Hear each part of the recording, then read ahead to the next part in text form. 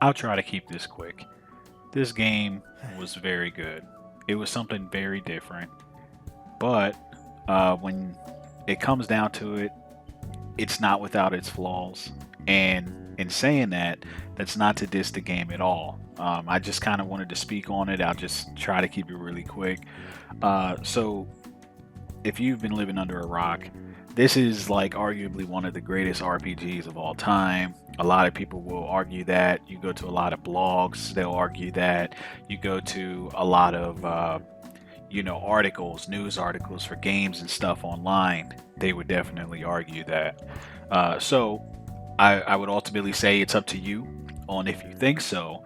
But yeah, I mean, there's some die-hard fans for Persona. I didn't know until I like started playing this game and started reading. But this definitely has so many fans out there that I just was so unaware of. It's almost like a spin-off, but not exactly, uh, of Shin Megami Tensei. I hope I'm saying that right. But Atlas is the studio that created it, so you see a lot of the same types of demons or monsters or however you want to say them in this game. That would be in that game is SMT. It would be an SMT as well. But from what I understand, because this is my first Persona game ever, Persona 5 is like it's more happy. It's more happy than SMT, and from what I've heard, Persona 3 and 4. I never hear about 1 and 2, but probably because they're so old. I know Persona 3 has the remake coming out next year, which they're saying, the creators, that that would be the best entry point for new players other than Persona 5. So they're trying to uh, open it up a little bit for other people to get into the series, which is still good, still very good. Um, can't blame them for wanting to branch out with their baby here, their baby series. It's kind of like Square Enix with Kingdom Hearts, right? That's like their baby is how they would describe it. Persona 5 is basically like that for Atlas. And in playing it, it's really good. I mean, even with the characters, you're introduced to Joker, who doesn't say much unless you watch the anime. If you watch the anime, he says a lot more from what I've heard. I haven't seen the anime, uh, but probably mostly because this is my introduction, and I'd rather play something than watch it.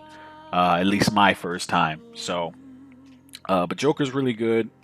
He has a lot of personality, even in the choice making, which this game has a lot of choices in what you allow Joker to say. It gives him personality, and so you can either be a douche canoe, or you can kind of play it out casual, or uh, be Mr. Romantic to everybody, that kind of thing.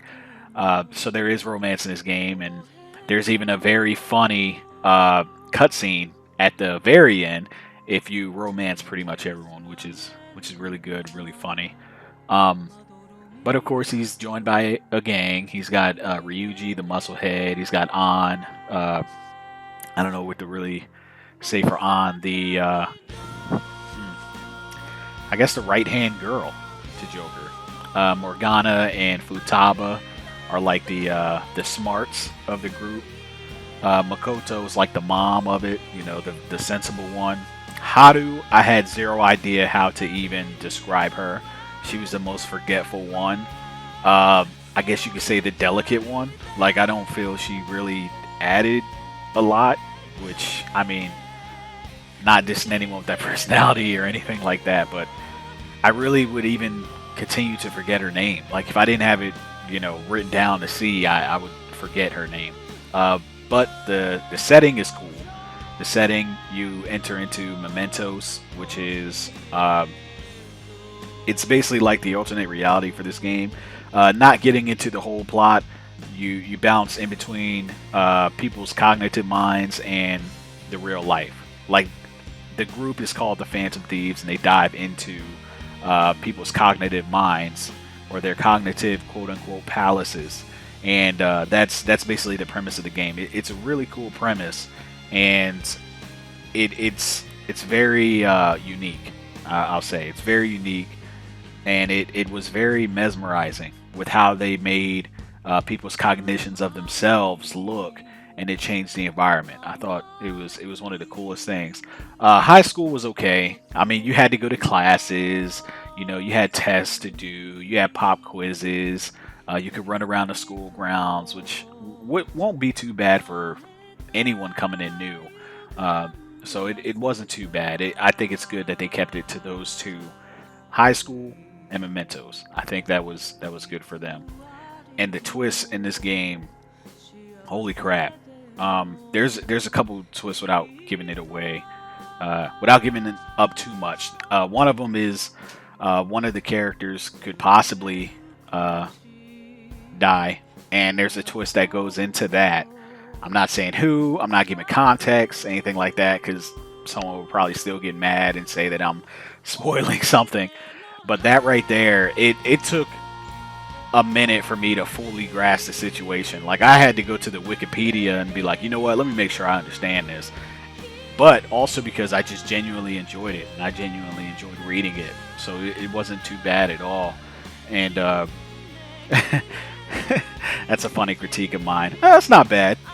I say that too much. When I'm really like, no, it's good. Like it was really good, and I enjoyed reading more into it. It really was. I loved it. However, I do still have critiques of this. Um, Mainly one big one. Many people will like how long this game is. Personally, I was not a big fan, but I'll say why before people wring my neck. There's a lot of downtime. And with the downtime, you run errands, you hang out with people to build your bonds. Um, you can even just casually do something for fun, or you can just go to sleep and move ahead with the story. You will miss out on a lot of people's maxing out their relationship level if you sleep a lot or if you don't do certain things by a certain deadline. It's it's a little bit nerve wracking because when it comes down to it and you're really playing through the game, as you get closer to the end, you start to realize, wow, I really don't have a lot of time. And to be honest, that kind of happened with me.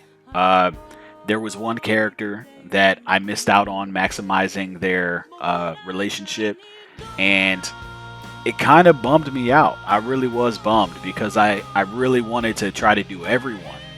And from what I saw online, there's a lot of save files you got to make and going forward and going back to get the achievements on one playthrough and max everyone out. I don't like that crap. It's too much thinking. I'm trying to unwind with the game. I'm not trying to stress on that. And that probably is my one critique. The game is so long, and yet you can still miss something. With that, personally, I mean, who cares what I think, right? Probably no one. But if you listen to Young Uncle Neji, for me, it's like a 9 out of 10. It's, you know, there's a lot here. There's a lot to love. A lot of meat and potatoes. You're going to be playing this game most likely over 100 hours, especially with the Royal version. And to be honest, I wasn't even going for like every achievement, and I still ended up finishing around like 180 hours. It was pretty nuts. So a lot you can enjoy there, and as you can see with that amount of time, I took my time and I just casually was like, all right, well, let me see this person, let me hang out, let me read stuff, let me give my choices some real thought. So with that, yeah, 9 out of 10. But I was able to get the perfect ending. Thank you for listening. Here it is right here for you.